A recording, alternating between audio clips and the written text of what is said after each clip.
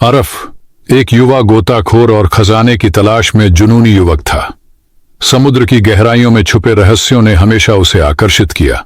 एक दिन उसे अपने दादा की पुरानी डायरी मिली। डायरी में एक अद्भुत खजाने का जिक्र था जिसे नीला साया के नीचे छुपा हुआ बताया गया था। डायरी के आखिरी पन्ने पर एक चेतावनी लिखी थी, जो इस रहस्य का पीछा करेगा उसकी जिंदगी मौत का खेल बन जाएगी। आरव ने इस चेतावनी को नजरअंदाज किया और अपनी दोस्त कायरा के साथ खजाने की तलाश शुरू कर दी। लेकिन पहले ही दिन उनकी नाव का इंजन समुद्र के बीचों बीच बंद हो गया। चारों तरफ सिर्फ पानी था और हवा में एक अजीब सी महक तैर रही थी। रात के 12 बजे नाव पर एक महिला की तेज चीख सुनाई दी।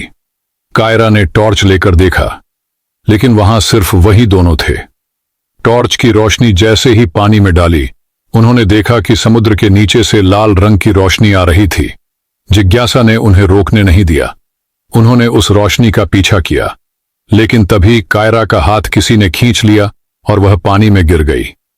आरव ने झट से छलांग लगाई, लेकिन जैसे ही वह पानी में उतरा उसने देखा कि चारों तरफ का पानी लाल हो चुका था। उसके सामने समुद्र के नीचे एक प्राचीन शहर दिखाई दिया। शहर के दरवाजे पर एक इंसानी खोपड़ी बनी थी जिसमें लिखा था, अगर जिंदा रहना है तो पीछे हट जाओ, वरना यहां मौत तुम्हारा इंतजार कर रही है। कायरा को बचाकर आरव ने दरवाजा खोला। अंदर एक बड़ी सी गुफा थी जिसमें पत्थर की अजीब मूर्तियां खड़ी थीं। ये मूर्तियां किसी इंसान की तरह जिंदा महसूस हो रही थीं।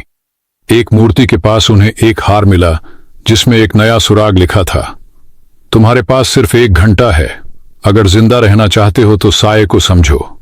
हार के साथ एक चित्र भी था जिसमें एक विशाल समुद्री जीव की तस्वीर बनी थी। उस जीव की लाल चमकती आंखें देखकर आरव समझ गया कि अगला सुराग इसी जीव से जुड़ा है। अभी आरव और कायरा सुराग को समझने की कोशिश कर ही रहे थे कि समुद्र की लहरें तेज हो गईं। एक विशाल समुद्री राक्षस उनकी तरफ बढ़ने लगा। कायरा ने अपने पास रखी एक छोटी हरपून गन निकाली और राक्षस पर हमला किया, लेकिन कोई असर नहीं हुआ। आरव ने तेजी से सोचा और टॉर्च की रोशनी राक्षस की लाल आंखों पर फेंकी। राक्षस ने दर्द से कराहते हुए चीख मारी और गायब हो गया। लेकिन यह बात अब भी रहस्यमयी थी कि राक्षस अचानक कहां चला गया। लहरों के नीचे एक और चमकती रोशनी उन्हें एक खाली संदूक तक ले गई। संदूक में एक और संदेश था, असली खजाना तुम्हारे दोस्तों के बीच छुपा है, लेकिन क्या तुम उसका सामना कर सकते हो? यह संदेश कायरा को उलझन में डाल रहा था, लेकिन आरव समझ गया कि यह इशारा कायरा के छुपे हुए राज की ओर है।